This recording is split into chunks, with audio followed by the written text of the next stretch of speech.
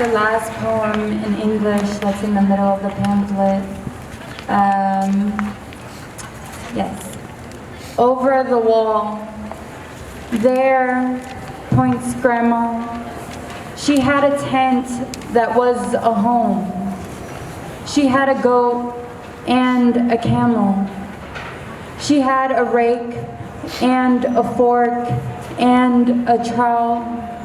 She had a machete and a watering can. She had a grove and 200 plants. She had a child and another one and another one.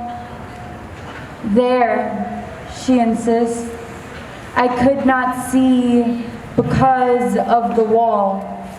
I could not hear because of the noise. I could not smell because of the powder. But I can always tell.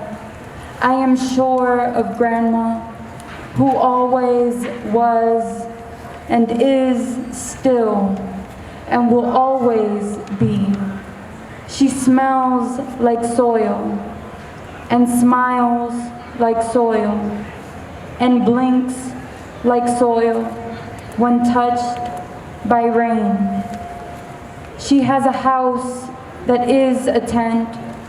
She has a key and a memory. She has a hope and 200 offspring. Grandma is here, but lives there.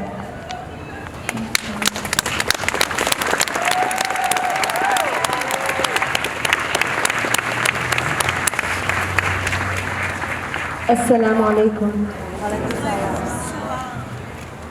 I greet you all with Assalamu alaikum because I know that is how Dr. Refaat would have greeted you all. And I don't have a poem of his to read, but I have some words that he's written in his book, Light in Gaza, that I want to remind us all of. The wounds Israel inflicted in the hearts of Palestinians are not irreparable. We have no choice but to recover. Stand up again and continue the struggle. Submitting to the occupation is a betrayal to humanity and to all struggles around the world. Those are the words of Dr. Refaat. And though his murder feels like pain that will never go away, though his murder feels irreparable, I know that he is alive in the heavens with the rest of the martyrs. And I know if Dr. Refaat Alareer was with us today, he would tell us to get up, to stand up, to hold this mic, to speak up. He would tell us not to fall into despair. He would tell us to honor the martyrs, to honor those who live today, to honor those who resist. He would tell us that this is not the end. He would tell us that there is a liberated Palestine within our lifetime. He would tell us that no matter what they say and what they do, he would tell us that no matter their tactics, no matter their depravity, no matter their utter disregard for humanity, that he would ask us and he would implore us to show up today, not to honor him because he is too humble, but he would ask us to show up for Palestine in any way that we can, from wherever we stand, with whatever we have. Dr. Refaat continued to resist with his pen. He's taught hundreds and hundreds of Palestinians in Gaza, but he also taught us Muslims, Arabs, people from all over the world in the diaspora. And he taught us to be brave. He taught us to use what we have from wherever we stand. And so we mourn his loss, but we mourn it in hope. And we mourn it with utter belief. And we mourn it with disciplined rage. We mourn it knowing that he left us too soon. But that we will tell his story.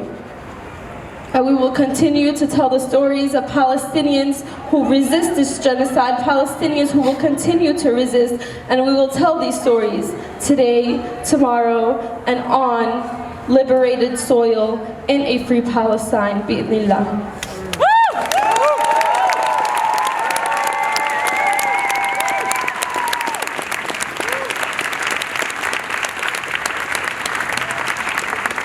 This is a poem by ALL U.S, and these lines are quoting Dr. Refaat Alareer. غير أن الفتى يلاقي المنايا غير أن الفتى يلاقي المنايا كالحات ولا يلاقي الهوانا ولو أن الحياة تبقى لحيا لعددنا أضلنا الشجعان وإذا لم يكن من الموت بد فمن العجز نكون جبانا كل ما لم يكن من الصعب في الأنفس سهل فيها إذا هو كان.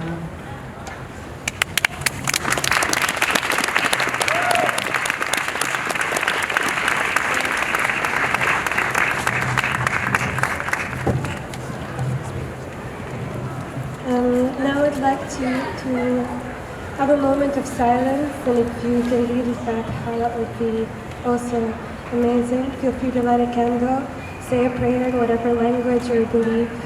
And we have also someone donated some expo markers in Dr. Refaat's honor if you'd like to grab one. Thank you for joining us all, and free Palestine.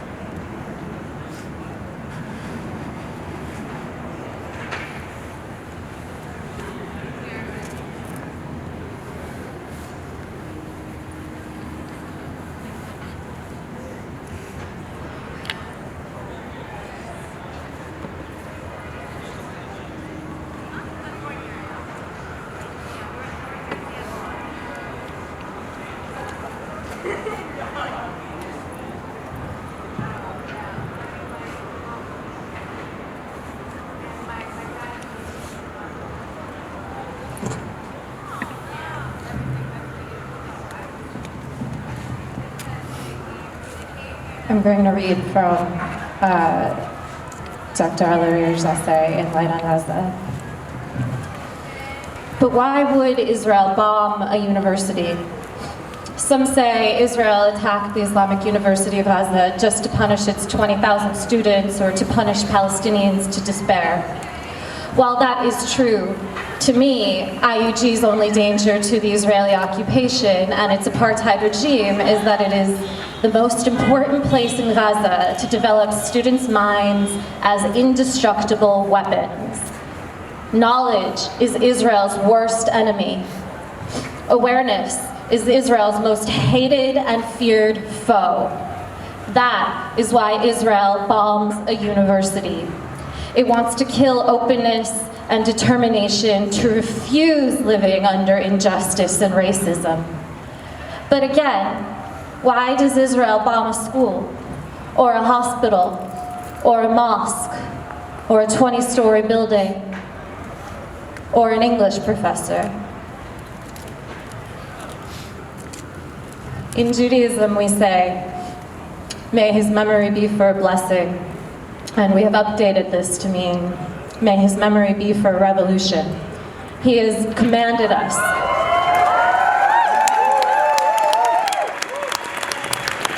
He has commanded us. His final wish, his final command is that if I must die, you must live to tell my story. So we must all of us go forth, because they killed him for his words. And words and awareness are the most dangerous thing in the world. And look at all of us gathered here tonight, aware and dangerous. May his memory be for a revolution. Take a marker, go forth and write, because that's what he commanded us. Free Palestine. Free Palestine!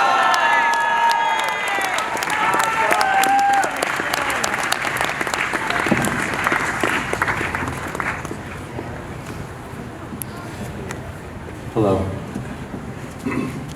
Dr. Refaat comes from the same neighborhood that my family comes from, Shujaiya, which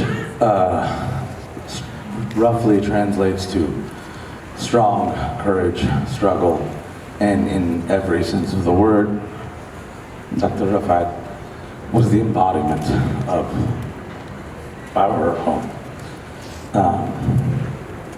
Our home is gone. Much of our family is gone.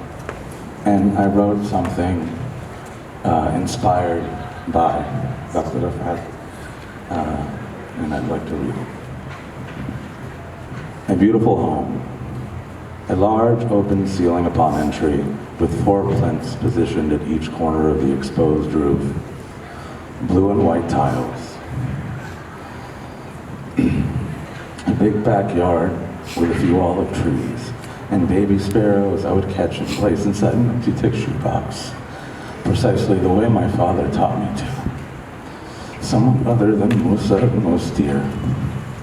I wish I could relive that warm afternoon, finally catching a sparrow on my own while my father and his friends laughed lovingly, encouraging me while drinking black tea and smoking cigarettes. I proudly showed the bird to the men, and they told me to release it. The sparrow was not meant to be kept. And like the sparrow, Dr. Refaat, his memory is with us. Allah yarhamu. Free Palestine, and thank you all.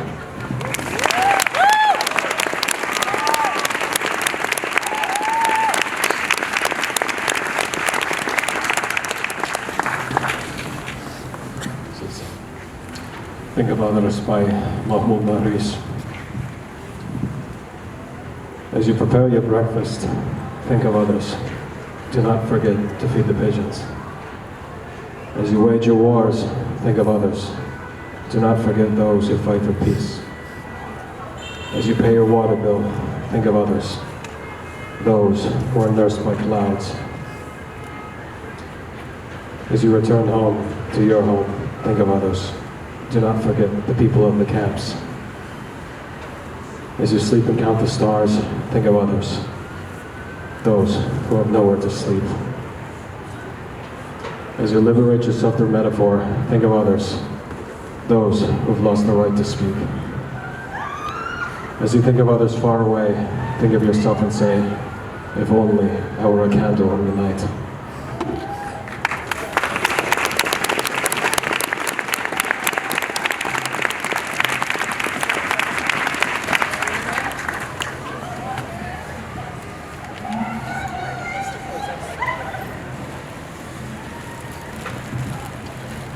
Thank you again so much for gathering here in this space to honor Dr. Refaat's memory. I'm going to close us out by reading If I Must Die once more.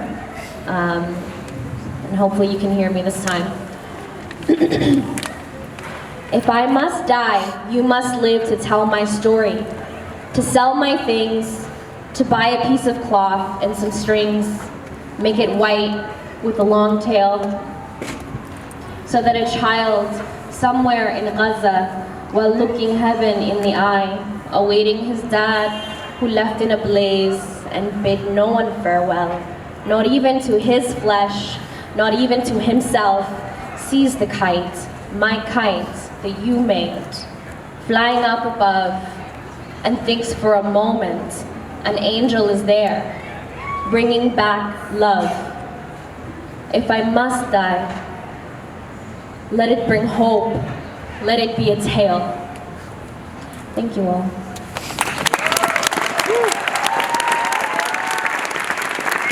And come get an expo marker if you'd like, please.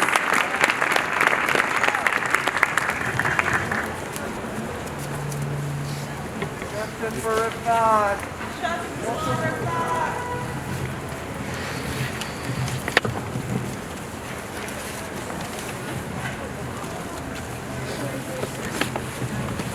Would anyone else like to come up and say anything else? Yeah, you guys decide when we're done. Yeah. I will. Arabic speakers, Palestinians, anybody who has anybody. I will say something. Come. Absolutely. All right, thank you. I am not Palestinian, but I am Jewish. And I will say one thing. The U.S. likes to think, Biden likes to think, that anti-Semitism and anti-Zionism are the same thing. But he is wrong. It is in fact that anti-Semitism and Zionism are in fact the same thing. It is both oppression, and it is something that no matter whether you are Palestinian, Jewish, or just a human, you must always condemn oppression by any means necessary. That is why it's important that when you come to these marches, you must remember that you are standing not only for Palestine, but for the right to be a human and for a right to be heard. So I want everybody to say this with me. From the river to the sea, we the people will be free. From the river to the sea, we the people will be free. From the river to the sea, Palestine will be free. From the river to the sea, Palestine will be free. Amazing. Anyone else? Hi, I'm not really good at these things, but and I'm sure other people have shed some tears today and in the past few weeks and months. But earlier we were talking about one of Refaat's tweets, and I wanted to share it because I'm a huge fan and I followed him for years, and this was one of the saddest deaths that meant a lot to me. I don't know if you guys followed him, but he was really funny on Twitter, and he had a really great sense of humor, and I wanted to share it because I think that it's really hard to find strength to continue without finding humor. And one of the things that I learned is from Refaat is that he shared such a beautiful sense of humor despite facing such atrocious things. A few weeks ago, Ruby Kaur, she refused to go to the Diwali dinner at the White House and issued a statement. And if you're familiar with her poems, he made a little parody tweet, and it goes, Ruby Kaur whispers, courage, air. Will Muslims reflect?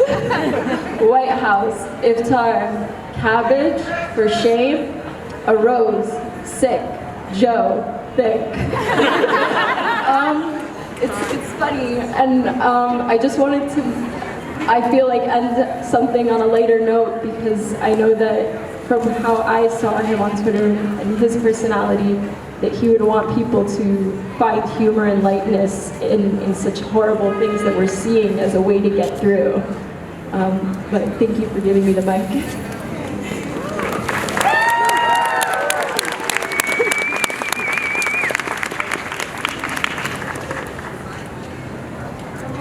Hi, I'm a mess, but I was just at an event with NYU. I'm not an NYU student, but they had a bunch of kanafa, which is a Palestinian dessert. So I'm going to leave it here for anybody who wants it. It's really good. I had a bunch.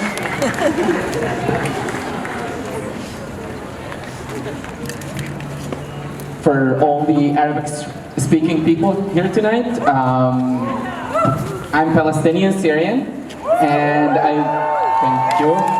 And I want to read a part of a poem by Ibrahim Touqan called Al-Fidai.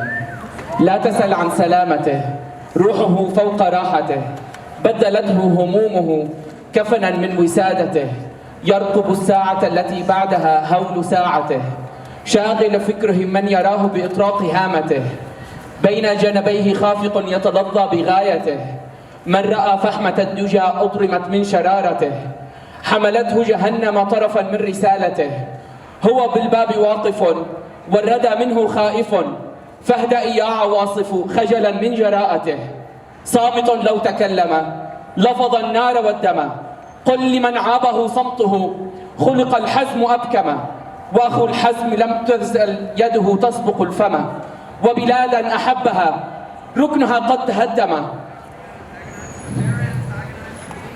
وخصوما ببغيهم ضجت الأرض والسماء، مر حين فكاد يقتله اليأس إنما هو بالباب واقف والردى منه خائف، فاهدأ يا عواصف خجلا من جراءته.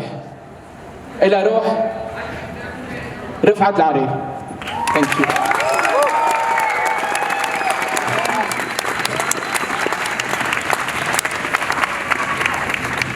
Hi all. Hi. I just want to say quickly that one of Dr. Refaat's last dispatches from Gaza on Twitter is dated December 3rd, where he wrote, "I wish I were a freedom fighter, so I die fighting back those invading Israeli genocidal maniacs invading my neighborhood and my city." And I think that we all agree that in the most horrible way, his wish has come true. He lived, he fought, he spoke without fear, and his name will forever stand for the freedom of his people. Free Palestine.